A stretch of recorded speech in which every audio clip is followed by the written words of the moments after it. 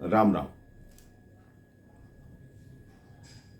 कई बार हमारे जीवन में ऐसा अवसर आ जाता है कि हम समझ नहीं पाते कि हमें इस अवसर का क्या करना चाहिए।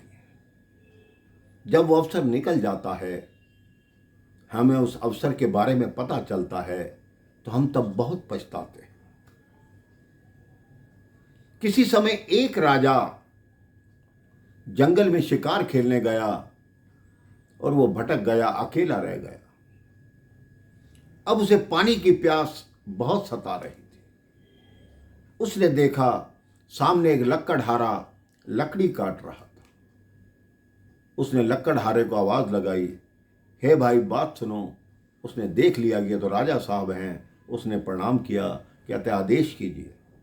कहते मुझे बहुत प्यास लग रही है, सबसे पहले मुझे जल पिलाओ और फिर मुझे इस जंगल से निकलने का मार्ग बताओ। उस लकड़हारे ने कहा, आप हमारे राजा हैं, आपके लिए जीवन अर्पित है, ये तो जल की बात है, मैं अभी लेकर आया। उस लकड़हारे ने राजा को जल पिलाया और फिर जंगल से बाहर निकलने का मार्ग बताया। राजा ने कहा, आज तुमने जो मेरी सहायता की है, तुम मेरे महल में आकर कभी भी कोई भी चीज मांग सकते हो।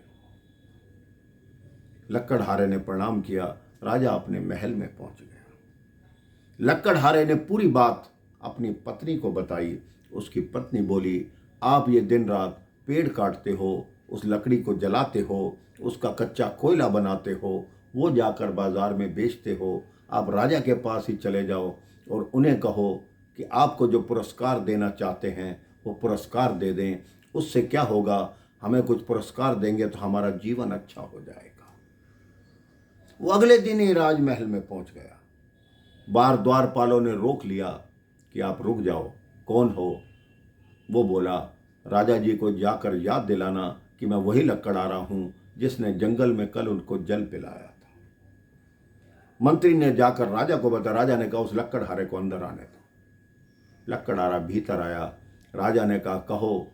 कहते, आप कल पुरस्कार की बात कर रहे थे, मुझे कोई भी पुरस्कार जो देना चाहें मुझे दे दें।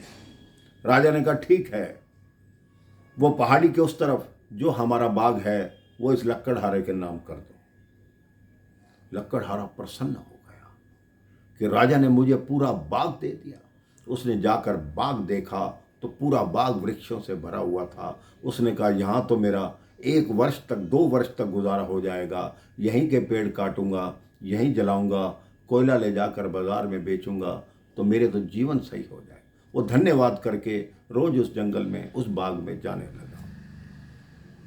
5-6 माह के बाद राजा घूमता हुआ सोचने लगा, उस लकड़हारे को बाग दिया था, उस बाग को चलकर देखते हैं। जब राजा वहां पहुंचा, उसने देखा पूरे बाग में केवल 10 वृक्ष रह गए थे, बाकी वृक्षों के कोयले बने हुए थे। राजा ने कहा, ये तुमने क्या किया? तुम्हें ज्ञात है ये वृक्ष किस चीज के थे? उन्होंने कहा, नहीं। कहते, चंदन के वृक्ष थे। तुमने चंदन को, लकड़ी को जलाकर कोयला बनाकर बाजार में बेचा, तुम्हें इस चंदन की कीमत नहीं पता। राजा ने एक लकड़ी उठाकर दी और कहा, इसको ले जाओ और बाजार में जाकर इसकी कीमत पूछो। जब वो लकड़हारा वो लकड़ी लेकर बाजार में गया, उसे इतनी सी लकड़ी के 1000 रुपया मिला।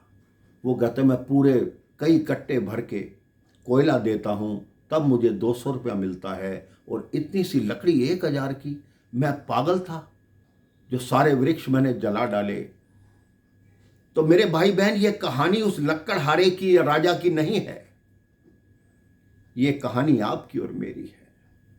भगवान ने हमें चंदन जैसा जीवन दिया है कि उसे, हमारा जो तन है वो चंदन के वृक्ष की तरह है, लेकिन हम उसको बुरे कर्म करके कोयले की तरह जला रहे हैं। भगवान कहते हैं, मैंने जो तुम्हें बगिया दी है, उस बगिया को अच्छे से पालन पोषण करो, देखो तुम्हारे जीवन की कीमत क्या है। लेकिन आज हम अपनी बुराइयों की गर्त में इतना डूबते जा रहे हैं कि हम अपने जीवन को कोयले के समान कर रहे हैं। प्रभु का नाम लीजिए और प्यार से देखिए आपका जीवन कैसे चंदन की तरह महकता रहेगा, सुगंधित रहेगा, आपका जीवन सफल होगा। राम राम, जय श्री राम।